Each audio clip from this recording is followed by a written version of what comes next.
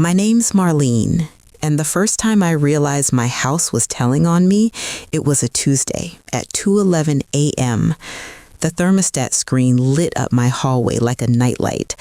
The numbers jumped by themselves, 70 to 86, then slid back to 70 again like a nervous lie. A minute later, the water meter under the curb clicked as if someone showered in a house or I was the only person breathing. I held my breath and listened to a sound only people who live alone can hear.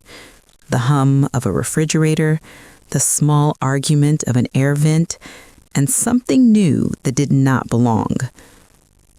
People say desert nights are quiet. They are not quiet when your house starts behaving like it belongs to someone else.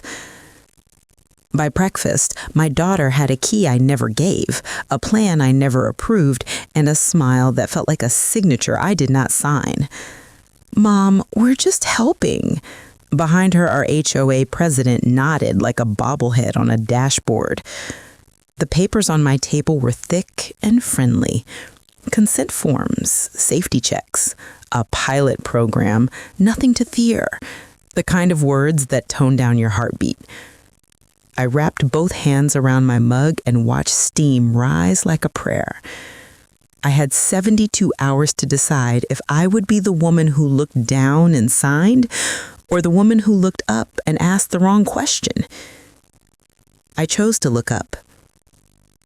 I didn't know yet that the proof would arrive in the ordinary, a grocery receipt stamped 906, and a neighbor's dash cam that loved the sound of tires on gravel, a thermostat log that could not lie, and a pharmacy that refused to fill a sleep medicine because the dose could put a standing person on the floor.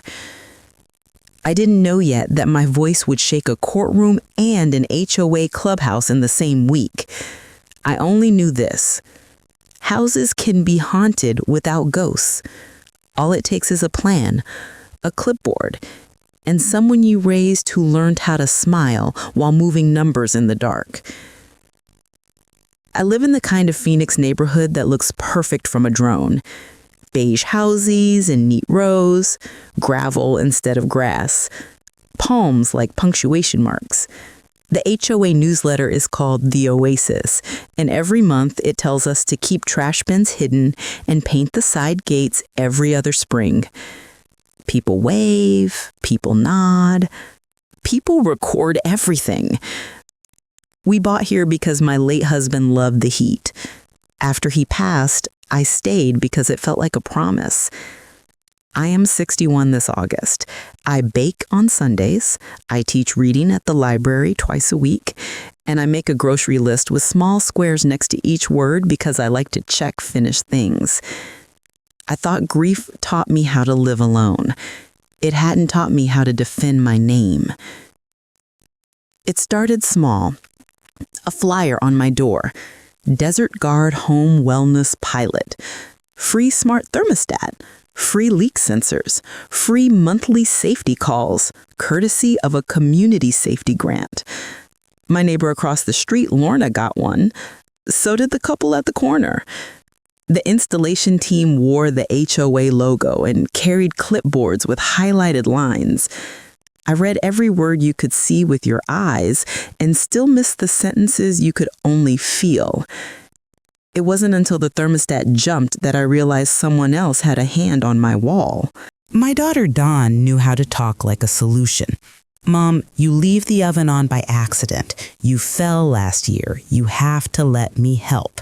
Her husband, Trevor, sold houses for a living and used the phrase unlock equity like it was kindness. He'd walk my hallway, tap trim with 2 fingers, and tell me how people in my zip code were listing, cashing out, moving to low-maintenance luxury.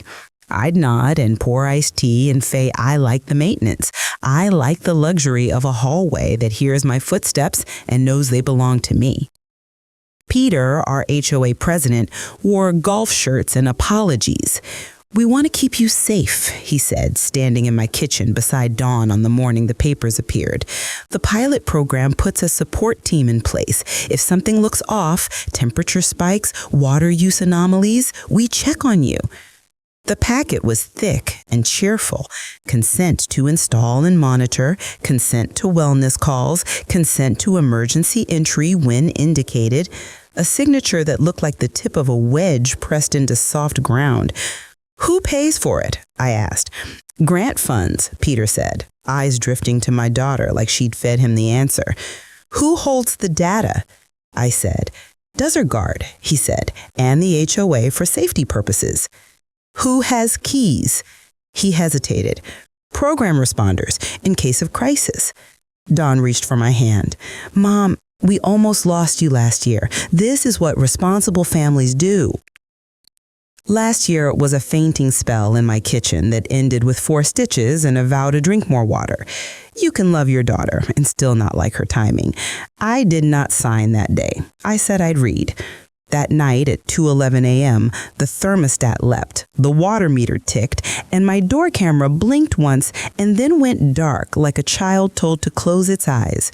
The next morning, I called the company number on the flyer. A cheerful voice thanked me for participating and asked if I liked the installation. I hung up and stared at my wall as if drywall could answer. There had been no installation. I had not signed. I had not consented. But the logo appeared in my smart thermostat app the way a new email folder appears at work when your boss has made a plan without you.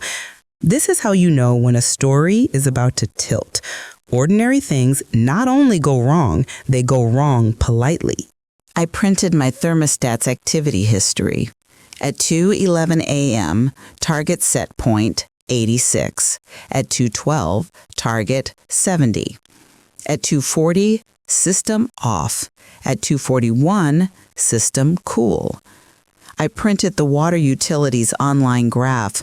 A midnight trickle, 2 a.m. spike, then nothing.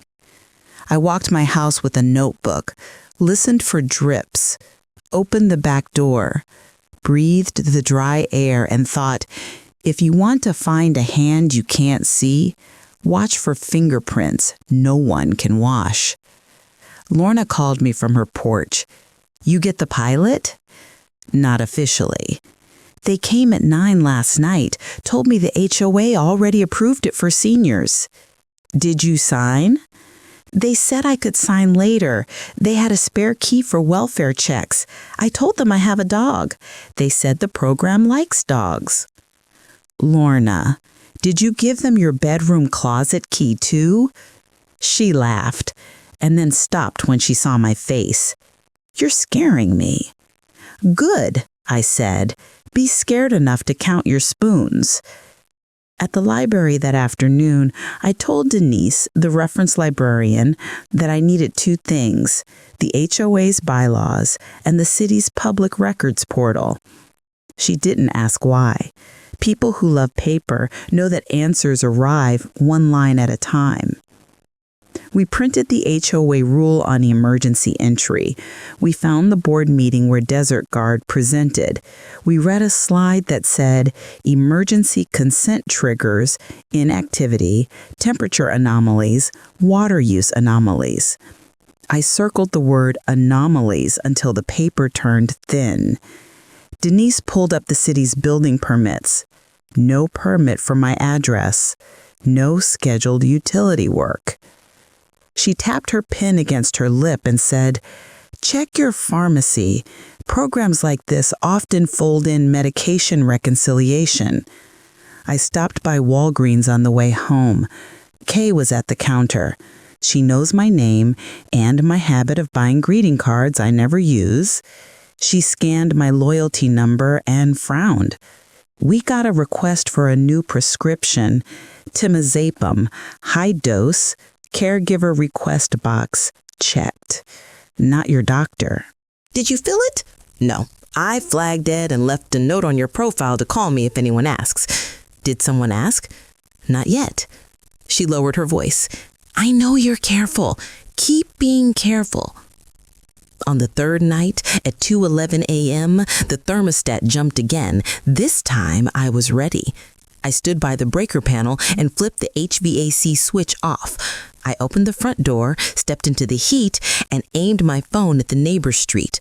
The light was wrong. A car idled 2 houses down with no headlights, just the glow of a screen inside. Lorna's son had installed a dash cam last month because of the break-ins 2 streets over. I texted her, "Do you have last night's footage?"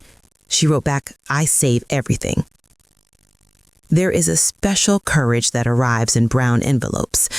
The next morning, a letter from the HOA appeared in my mailbox. Notice of unsafe conditions, heat excursions, water anomalies, wellness checks attempted. Please contact immediately or emergency entry may occur. The word may is a soft word that can move furniture. Dawn arrived at 10 a.m., already apologizing.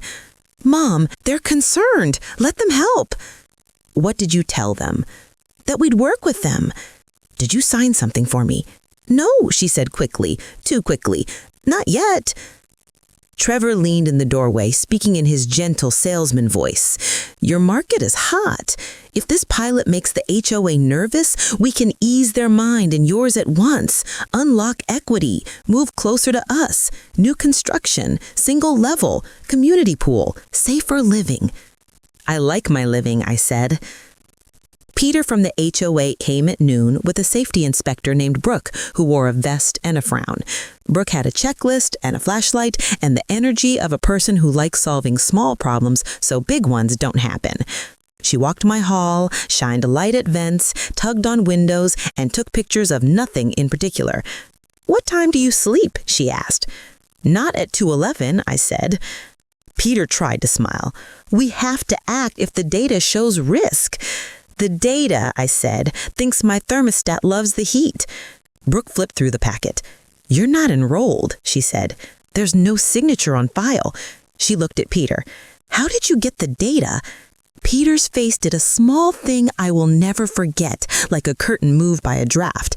"We have a partnership." "With who?" "Desert Guard." "Who owns Desert Guard?" I asked. He started to answer and then changed his mind. "Our only concern is resident safety." "Is it also your concern that my daughter's husband is a listing agent with your brother's flip company?" I said. The room exhaled. The air smelled like dust and paper. You learn a lot about people in the half second before they reply. Peter cleared his throat. "Marlene, I'm offended." "Good," I said. "Offense keeps people honest." That afternoon, Denise texted me a link to the Secretary of State business portal, Desert Guard LLC, registered address, a UPS store, manager, a trust with initials that matched my son-in-law's broker license. The HOA meeting minutes showed a pilot grant approved unanimously after a presentation by DK, a consultant whose LinkedIn listed him as home safety evangelist and whose headshot looked like a person who could sell ice in February. In the comment thread of the HOA Facebook group, a woman posted a selfie with her new thermostat and a caption that said, "Finally safe." Under it, DK wrote, "You are our mission." I clicked his profile and found a photo of Peter, DK, and Trevor at a ribbon cutting for a senior-friendly renovation, smiling with hard hats and a banner that said Desert Flip. I did not sleep that night. I sat in my living room with the lights off and the oven on. I set a timer for 2:05. When it beeped, I put a batch of cinnamon rolls in the oven and opened the window beside the oven door just enough to let the smell drift into the street. I brewed coffee and let it steam beyond reason. At 2:13, the thermostat jumped. At 2:13, the front camera blinked back to life for a single second, just long enough to save one still frame of Peter's white SUV rolling to a stop, half a block down, parking under a dead streetlight, like a secret. At 8 a.m., I brought cinnamon rolls to the library for Denise and asked for one more favor. "How do I get my utility interval data?" She printed a form. Request 24-hour electric and water intervals for the last 30 days. They'll give you a CSV and a graph. Bring a highlighter. At the utility office, a man named Jose handed me a packet and asked if I wanted a cup of water. "It's free," he said. "We keep seniors hydrated." I'll accept your water and your kindness, I said, and I will pay for both with the truth. He laughed and then stopped when he saw my face. I'm fine, but my numbers are not. The packet showed an ordinary life: morning coffee bumps, afternoon air cycles, evening oven spikes, and then, for 3 nights, a heat spike at 2:11, a water surge at 2:12, a drop to nothing by 2:30, as if someone started something and stopped it because they heard a sound. Under the graph, a small note: remote set point adjustment authorized by third-party API. I circled it until the ink bled. I took the packet to Walgreens. Kay read it, her mouth a thin line. She said that Tempozam request came again. Same high dose, same non-prescriber. I documented refusal again. I printed the audit log. She handed me a page that showed the denial time, 2:17 a.m., the first night of the thermostat jump. Pharmacy systems log everything. People forget that machines can snitch. On Thursday, the HOA posted an emergency meeting notice. Friday, 6 p.m., Clubhouse. Agenda, Senior Safety Response. Peter called to tell me they wanted to discuss my case as a model. I told him I would bring cinnamon rolls. He did not laugh. Friday morning, I visited Lorna. Her dash cam sat dumb-looking on her dashboard. We pressed buttons until it showed Tuesday night. Had lights off, an SUV rolling slow. 2 figures walking to my side gate and standing there, waiting, like the last seconds before a storm. The frame time code matched the thermostat jump. Lorna's husband burned a copy to a thumb drive and wrote house on it with a Sharpie like we were 10 years old and making a secret movie. At noon, I went to the police station and asked for a fraud officer. A woman in a gray suit named Private Investigator Collins led me to a small room with 4 chairs and a coffee that tasted like it had lost its spirit in 2003. I placed my packets on the table like a spell.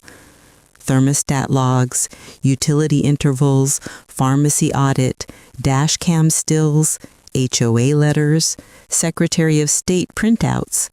She read in silence, lips moving like she was keeping time with the ink. After 10 minutes, she said, "You've brought me more usable evidence than most people bring in 6 months." "I'm a widow with a library card," I said, "and a daughter with a plan." "Who's the daughter?" "Dawn." I told her what you tell a stranger when you refuse to be embarrassed by what someone you love has done.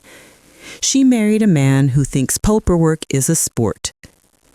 "Do you feel safe at home?" "I feel safer in bright light." "Tonight," she said, "go to the meeting. Sit near the front. Bring your evidence in a blue folder. It reads better in blue." "Why blue?" "Juries like blue," she said. "So do boards. So do bullies." At 5:30, I rolled a small cooler of water bottles into the HOA clubhouse and set a plate of cinnamon rolls on the back table. Seniors hugged me, half hugs, the kind that say, "I see you and I do not want to break you." The clubhouse smelled like carpet cleaner and lemon. The chairs faced the plastic podium with a microphone that worked when it wanted to. Peter stood at the front with a laptop, glancing at the door.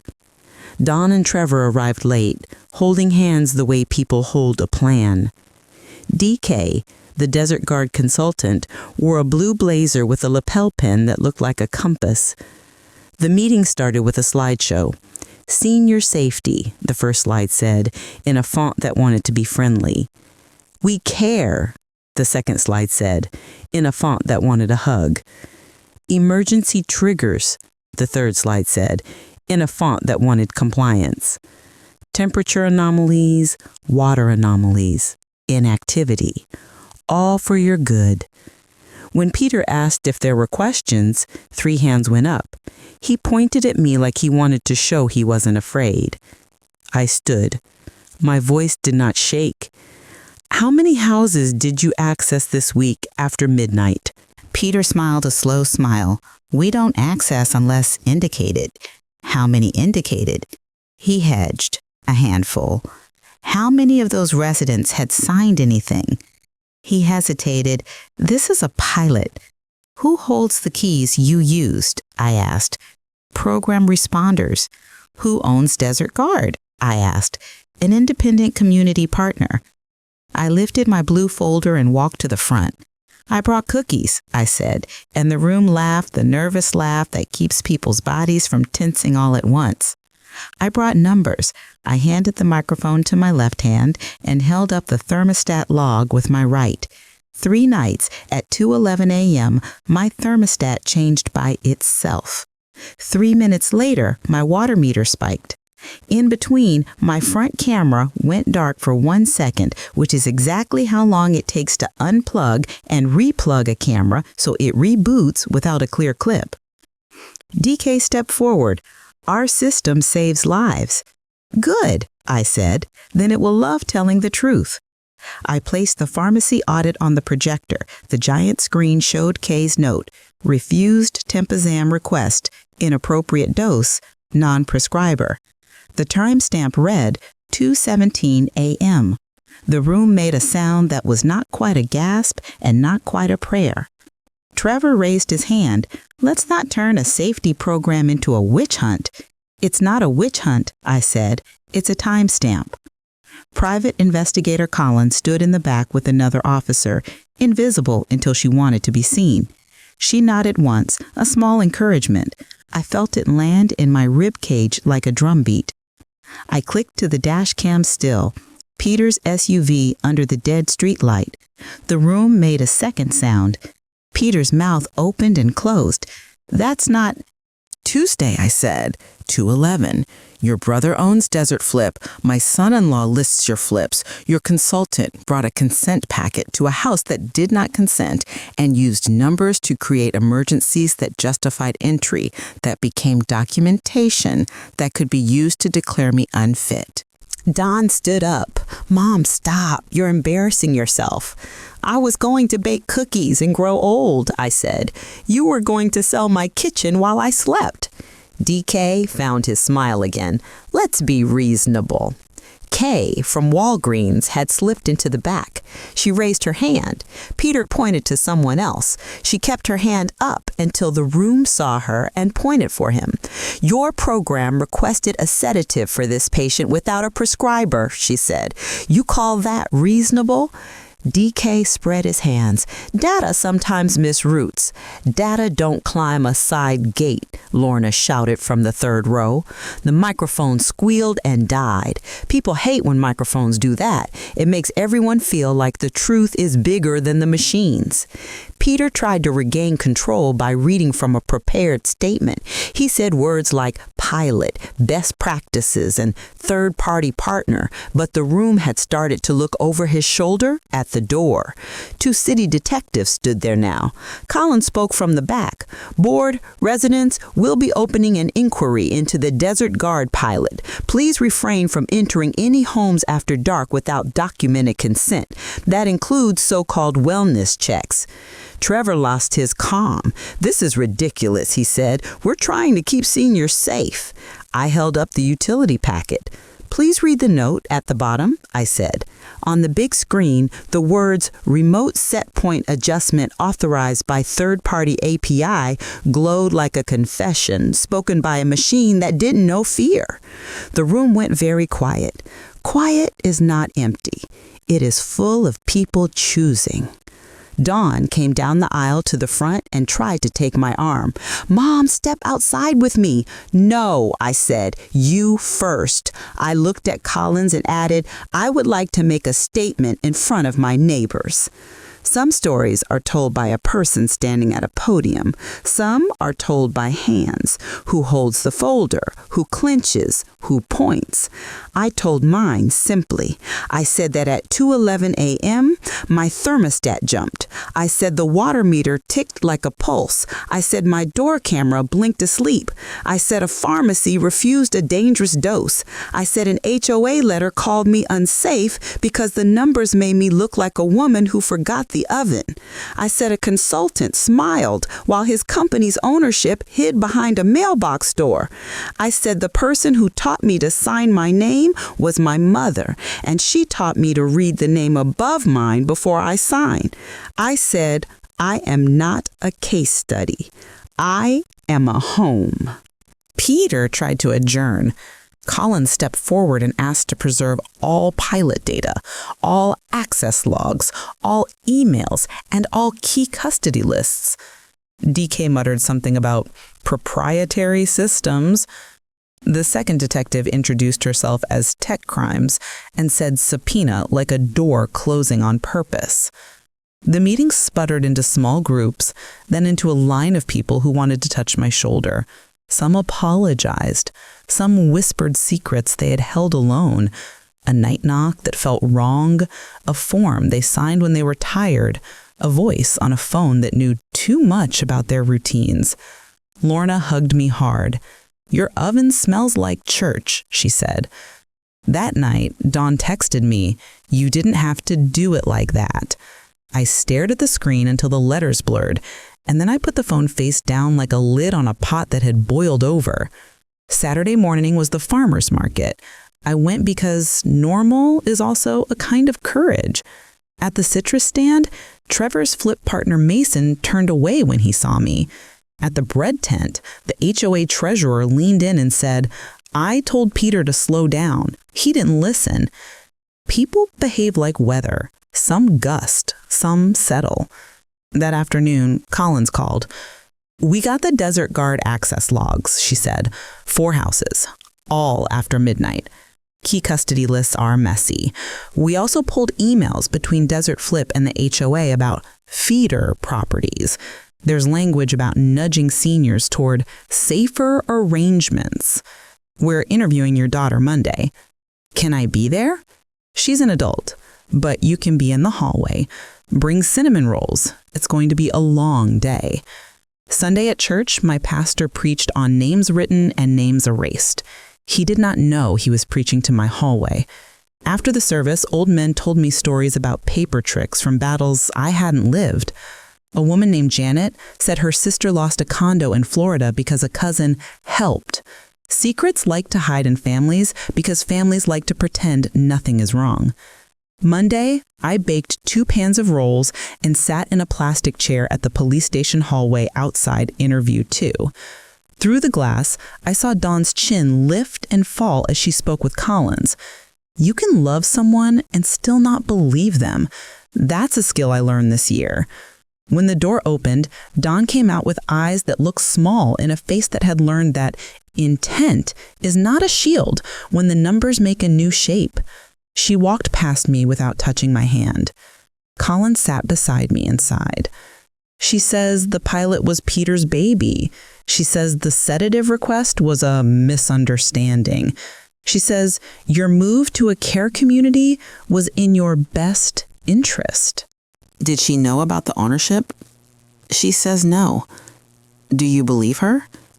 I believe she did not want to know, Collins said, but the emails show she forwarded lists, names, addresses, notes. What notes? She looked at me.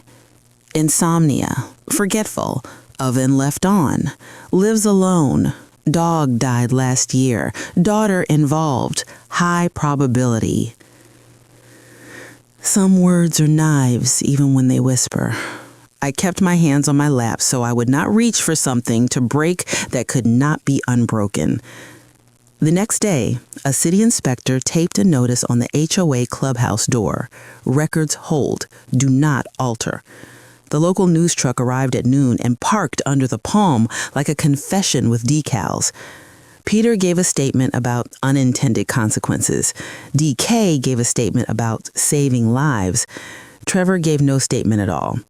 He shut his office door and sent texts that did not ping because my phone was silent on purpose. The HOA called another meeting for Wednesday. This time, a city council member came. So did a woman from the county attorney's office who brought a stack of forms that looked to me like winter. Clean, heavy, capable of making you feel small. I sat in the front row with my blue folder and a pen that writes even when it's upside down. The city council member asked 3 questions I wrote down because I liked the way they sounded in the air. What is the trigger? Who holds the key? And where does the data sleep? DK answered with verbs that moved like smoke. The city council member said, I didn't ask how you feel. I asked who holds the key. Contractors, he said finally. Names, she said. He had no names that day. Colin stood and summarized what they had so far. Access logs, emails, pharmacy audits, utility notes. We are not alleging a criminal conspiracy today, she said in a voice that did not tremble. We are stating that a pattern exists. It uses data to create emergencies. It uses emergencies to justify entry. It uses entry to produce documentation that can be used in civil processes like guardianship and deed transfer.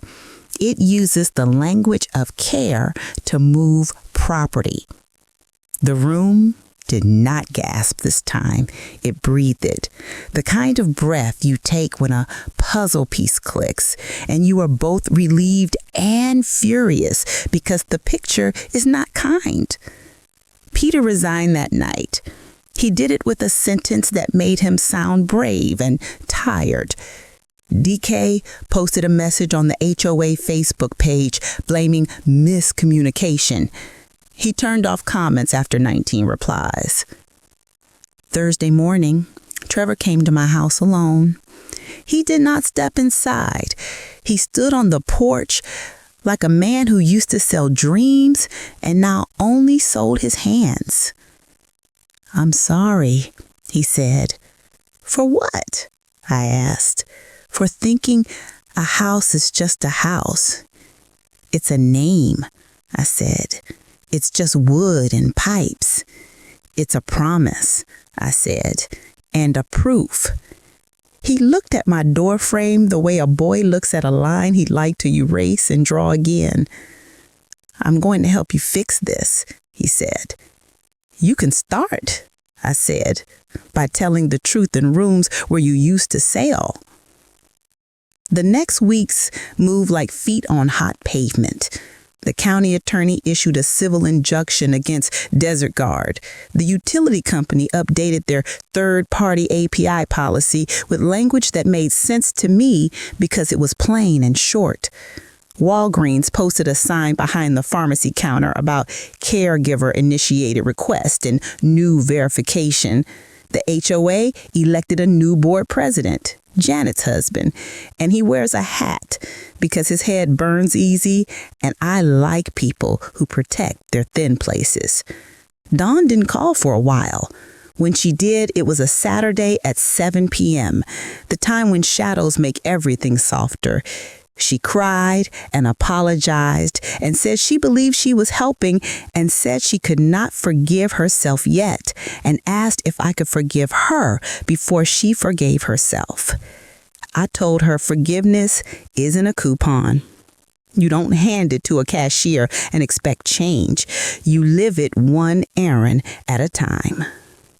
I kept my thermostat in my small notebook. I bought a cheap motion sensor from the hardware store and set it to chime when the side gate opened. I replaced the door camera with a dumb old hinge and a neighbor named Willis who sits on his porch and notices things. I found a dog at the shelter who liked my quiet and named her Penny because she finds falling coins like a child with a gift. We walk late in the evening when the air feels like a secret you're allowed to keep.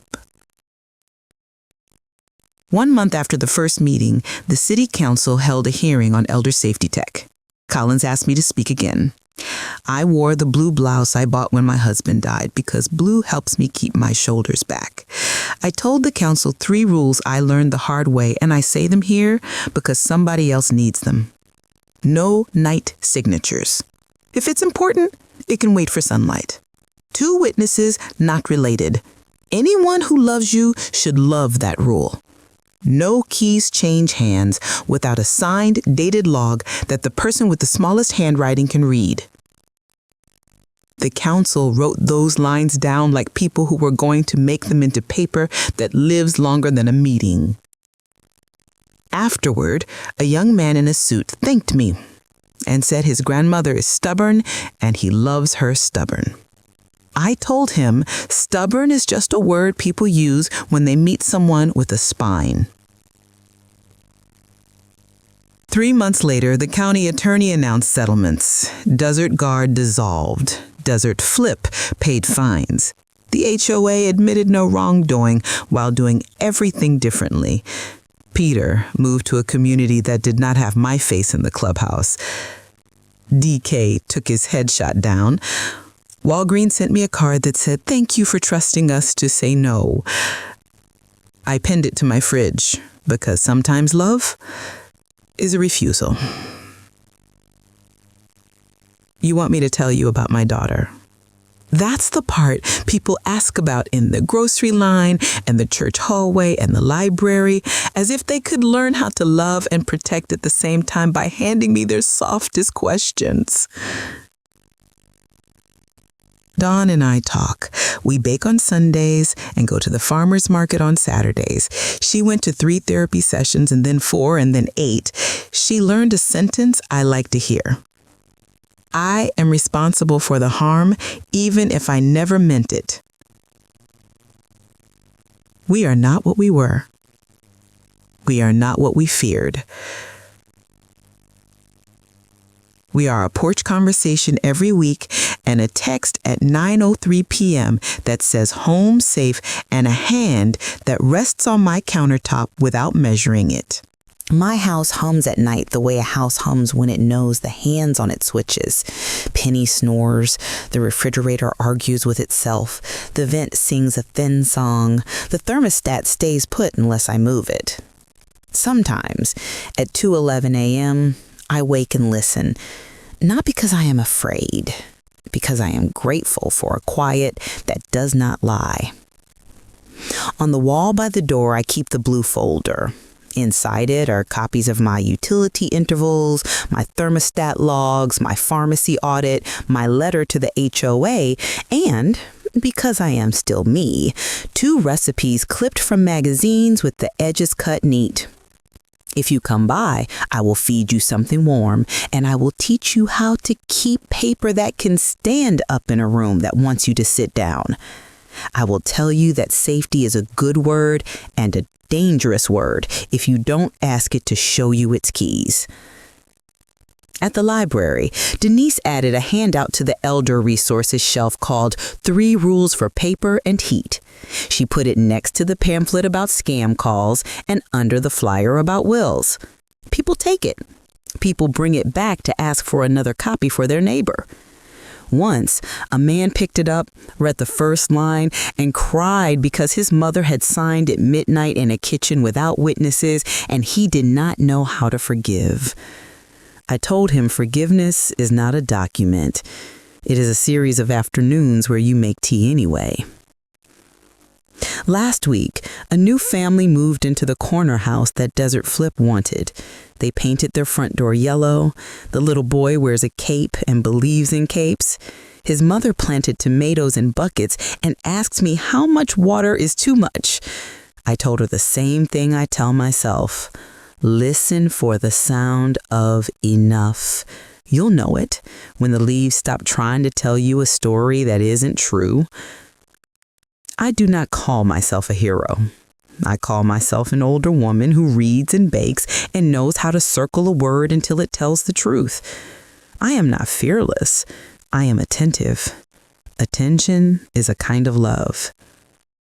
If you need the short version, the one you can hold in your mouth when the night feels too crowded, it is this.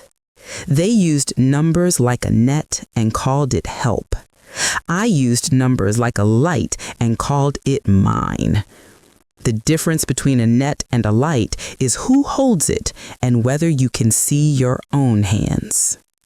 And if you need the first thing to do tomorrow morning, do this. Make a list with small squares next to each word. Check the oven, check the locks. Find your blue folder. Write the date, Call the pharmacy to thank them for being the kind of place that sometimes tells you no. Put a cold bottle of water in your fridge for a day when someone shakes more than they planned. Teach your hallway your footsteps again. When people ask how we won, I say we didn't win. We remembered the rules of our house and made a room where the rules had to knock. My name is Marlene. I live in the desert, where the heat tells the truth and the truth takes practice. I am 61.